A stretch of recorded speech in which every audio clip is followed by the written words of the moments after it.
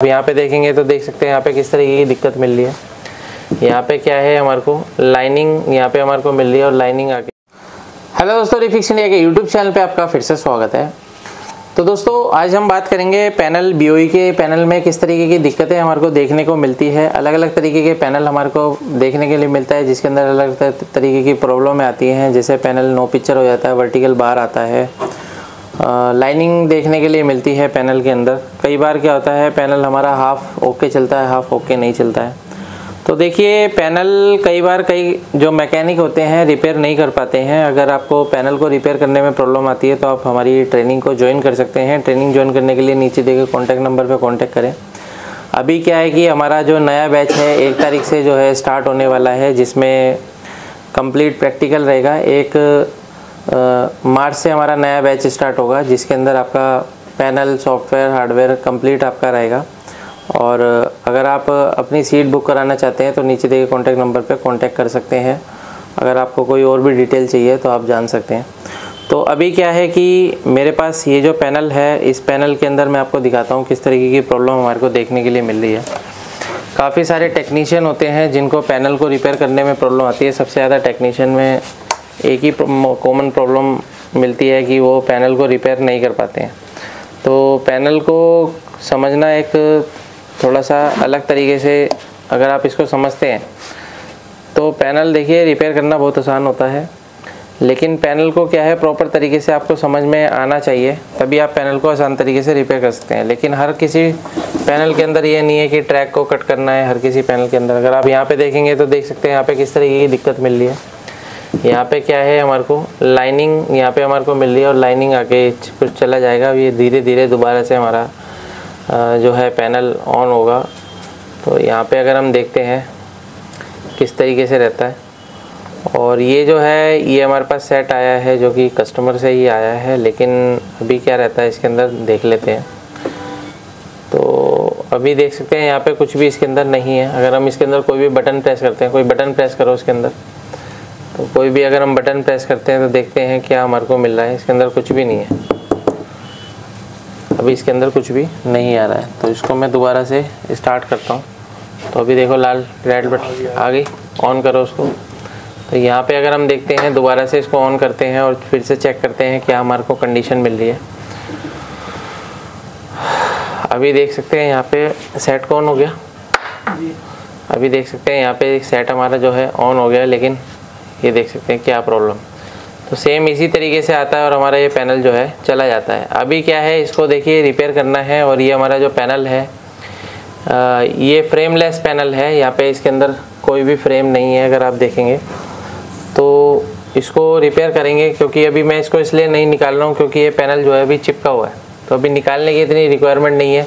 सबसे पहले हम इसको ऊपर से चेक कर लेते हैं, इसकी PCB को चेक कर लेते हैं। अगर ज़रूरत पड़ी तो इसको खोला जाएगा।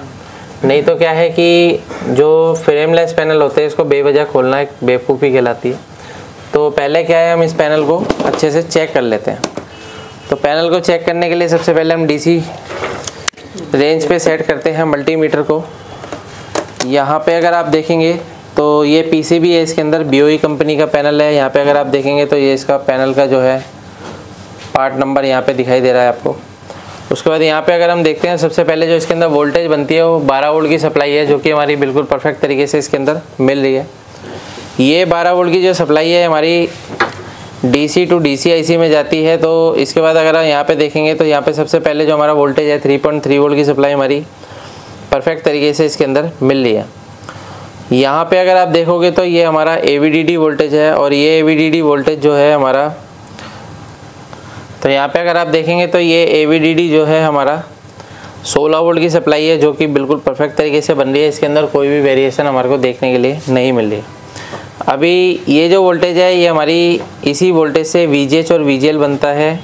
और यहाँ पे अगर हम देखते हैं तो VGH वोल्टेज के लिए अगर हम देखेंगे तो यहाँ पे देखेंगे तो ये सर्किट जो है VGH का सर्किट है। तो यहाँ पे अगर आप देख सकते हैं यहाँ पे कितना वोल्टेज मिल रहा है, हमारे को 29 वोल्ट की सप्लाई मिल रही है, यानी कि हमारा वोल्टेज गेट हाई वोल्टेज बन रहा है इसके अंदर।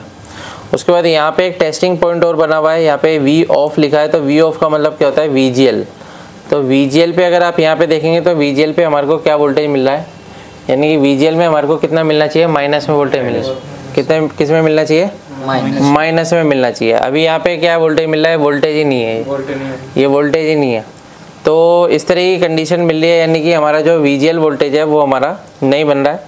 और देखिए ये जो VGH और VGL है ये हमारे जाता है लेवल शिफ्टर IC में। तो अगर आप यहाँ पे देखेंगे लेवल शिफ्टर IC है, काफ़ी सारे टेक्नीशियन को IC पहचानने में दिक्कत होती है। कई बार कई IC हैं जो होती है, जैसे ये IC है DC to DC IC में कंबाइंड भी हो सकती है।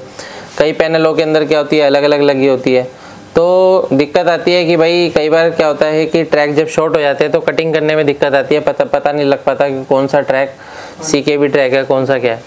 तो अभी क्या है कि अगर आपको प्रॉपर तरीके से जब आप ट्रेनिंग लेंगे तो आपको सारी चीज़ें बताई जाएगी कि ये जो हमारी लेवल शिफ्टर IC है, लेवल शिफ्टर IC किस तरीके से CKB सिग्नल निकालती है और कैसे हमारे को 100% कन्फर्म होगा कि ये CKB ही ट्रैक है। तो उसी को आप कट करके आसानी से अपने पैनल को रिपेयर कर सकते हैं।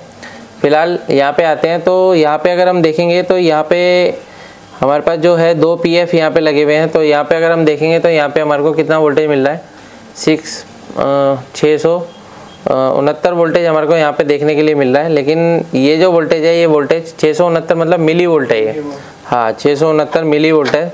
तो यहाँ पे अगर आप देखेंगे तो ये कोई वोल्टेज नहीं है। उसके बाद अगर इसके बराबर वाले PF पे देखता हूँ तो मेरे को कितना वोल्टेज मिल रहा है, यहाँ पे VGH वोल्टेज मिल रहा है। अब जाहिर सी बात है यहाँ पे VGH है तो ये हमारा VGL होना चाहिए। और अगर हमारे को 100% कन्फर्म करना है तो हम इसकी कंटिन्यूटी चेक कर सकते हैं VGL से, यानी कि इस पॉइंट से यहाँ से कंटिन्यूटी चेक कर सकते हैं। तो मैं यहाँ पे क्या है अभी कंटिन्यूटी चेक कर लेता हूँ कि भाई ये जो ट्रैक है ये यहीं से ही आ रहा है या अलग ट्रैक है। तो कई बार क्या होता है कि हमारे को कोई अलग से कनेक्शन देना है, कुछ करना है, मॉडिफिकेशन करनी है, तो हमारे को ये प्रॉपर पता होना चाहिए। अगर हम गलत वोल्टेज देंगे तो हमारी लेवल शिफ्टर IC ख़राब होने के 100% चांस है, ख़राब हो सकती है। और लेवल शिफ्टर IC ख़राब हो गई तो ये जो लाइन वाइन आ रही है वो भी आनी बंद हो जाएगी। हाँ, तो यहाँ से अगर मैं यहाँ पे चेक करता हूँ तो ये देखेंगे मल्टीमीटर को कंटिन्यूटी पे लगा लिया, ये देखिए यहाँ से बीप आ रही है, बीप आ रही है जी। तो इसका मतलब क्या है कि ये जो हमारा VGL वोल्टेज है यहाँ से डायरेक्ट जा रहा है, जो कि लेवल शिफ्टर IC के अंदर जा रहा है। एक बीच में एक PF लगा दिया है, जो कि PF क्या काम कर रहा है, फिल्ट्रेशन करने का काम कर रहा है। तो अभी क्या है कि भाई इस तरीके की दिक्कत आ रही है, तो सबसे पहले हमारे को करना क्या है, VGL के सर्किट को रिपेयर करेंगे। लेकिन VGL के सर्किट को जब रिपेयर करेंगे जब हमारे पास इसकी डाटा शीट होगी, किसकी, DC to DC IC की। तो जब आप DC to DC IC की डाटा शीट से जब आप काम करोगे ना तो 90% ये सर्किट को आप 100% मतलब जो है प्रॉपरली ओरिजिनली रिपेयर कर सकते हो। कैसे कर सकते हो, ओरिजिनली रिपेयर, अगर आप डाटा शीट से काम करोगे तो। कई सारे मैंने आपको दिखाई थी, डाटा शीटें दिखाई थी ना, तो डाटा शीट्स के बगैर अगर आप काम करोगे तो वो फिर मज़ा नहीं आएगा, ठीक है ना। तो फिलहाल तो मैं इसको अभी टेस्टिंग पर्पस पे चेक कर रहा हूँ और वीडियो भी बना रहा हूँ। तो इसको बाद में हम ओरिजिनल रिपेयर करेंगे, क्लास चलेगी जब हमारी। तो अभी फ़िलहाल हम इसको मॉडिफाई करके रिपेयर करके चेक करते हैं कि भाई यहीं से 100% दिक्कत है या नहीं है। तो सबसे पहले हम इसके अंदर जो VGL वोल्टेज है वो बनाने की कोशिश करते हैं। तो VGL वोल्टेज बनाने के लिए हमारे पास देखिए बक कन्वर्टर है, जो कि मार्केट में अब ईजिली अवेलेबल है। इस तरीके के बक कन्वर्टर मार्केट में आते हैं CA1235 के नाम से। तो यहाँ पे देख सकते हैं, तो यहाँ पे इसका ये नंबर लिखा होता है CA1235। तो अभी क्या है कि इसके द्वारा इसको हमने क्या किया है, मॉडिफाई किया है। इसको भी हमने मॉडिफाई किया है। इसके अंदर से हमारे को कितना वोल्टेज निकालना है, नेगेटिव माइनस वोल्टेज निकालना है, -7 वोल्टेज, -7 वोल्टेज। तो -7 वोल्टेज के अकॉर्डिंग हमने इसको मॉडिफाई किया है। तो अभी हम इसके कनेक्शन देते हैं और कनेक्शन देने के बाद चेक करते हैं क्या कंडीशन इसकी रहती है, ठीक है। तो यहाँ पे मैं इसको कनेक्शन देता हूँ। सबसे पहले 12 वोल्ट की सप्लाई इसके अंदर हम देंगे। सेट को कर लेते हैं ऑफ, ऑफ है सेट, कोई दिक्कत नहीं है। तो जब भी आप सोल्डिंग वोल्डिंग का काम करोगे तो सेट को ऑफ करके करोगे। तो यहाँ पे मैंने क्या है, इसको नेगेटिव दे दिया है, ये नेगेटिव आ गया, ठीक है। और इसका जो पॉजिटिव है आउटपुट का, इसको हम नेगेटिव में जोड़ लेंगे। कहाँ पे जोड़ेंगे, नेगेटिव में जोड़ लेंगे इस तरीके से। ये हमने जोड़ लिया, ठीक है, ये हमने जोड़ लिया। अब देखिए यहाँ पे आपको थोड़ा सा केयरफुली काम करना है कि भाई ये आपस में कहीं पे शॉर्ट ना हो। तो पहले हम इसको चेक करेंगे कि ये वोल्टेज बना रहा है या नहीं बना रहा है। कई बार क्या होता है ये वोल्टेज नहीं बना रहा है, हम लगे हुए हैं चेक करे जा रहे हैं तो पता नहीं चल पाता। तो सेट को पहले हम ऑन करते हैं और इसको पहले क्रॉस चेक करना ज़रूरी है। तो यहाँ पे हम सेट को ऑन करते हैं, ये पावर देते हैं इस तरीके से। तो ये सेट हमारा ऑन हो गया है। और अब यहाँ पे अगर हम देखेंगे तो यहाँ पे मेरे को माइनस वोल्टेज मिलना चाहिए।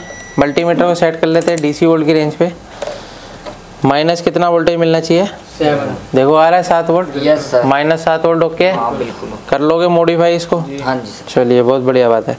इससे आप बहुत सारे काम ले सकते हो, ये ऑलराउंडर है ये, ठीक है ना। इससे बहुत सारे काम हम कर सकते हैं। तो ये सब चीज़ें मैं बताऊंगा ट्रेनिंग में, किस तरीके से हम किसी भी मॉड्यूल को, अलग अलग मॉड्यूल होते हैं उनको मॉडिफाई करके कैसे लगाते हैं, कैसे सेटों को रिपेयर करते हैं। ये तो एक ट्रायल वर्जन है, ठीक है ना। बाकी सारी चीज़ें हमारी ट्रेनिंग के अंदर आती है, तो बहुत सारी चीज़ें रहती है इसके अंदर। तो यहाँ पे क्या है, जब भी हम काम करेंगे तो सफाई से काम करेंगे। हमारे को क्या चाहिए, पेस्ट हल्का सा चाहिए, ठीक है ना जी। तो पेस्ट इस तरीके का यूज़ कर सकते हो आप। इस पेस्ट को मैं लगाता हूँ, या तो हम सीधे वी ऑफ पे लगा लेते हैं। यहाँ पे वी ऑफ पॉइंट है, ये इसके पास पड़ेगा। ज़्यादा दूर लगाऊंगा तो दिक्कत हो सकती है, हो सकता है आसपास में शॉर्ट ना हो जाए। तो यहाँ पे क्या है, मैं यहाँ पे एक शोल्डर लगा के और यहीं पे हम वोल्टेज देकर ट्राई करते हैं, ठीक है। तो यहाँ पे क्या है, हम इसको जोड़ लेते हैं। ये इसको मैं यहाँ पे जोड़ लेता हूँ, ये जोड़ लिया मैंने, ठीक है। अब इसको जब भी काम करना है तो माइक्रो आयरन से काम करना, बड़ा आयरन इस पर नहीं लगाना है। कई बार इसके प्रिंट उखड़ जाते हैं, PCB के प्रिंट उखड़ गए तो फिर कहानी ख़राब हो जाएगी, ठीक है ना। हालांकि रिपेयर तो हो जाएगा लेकिन थोड़ा सा टेंशन बढ़ जाएगी, ठीक है ना, क्योंकि छोटा काम होता है बड़ा हो जाता है फिर वो।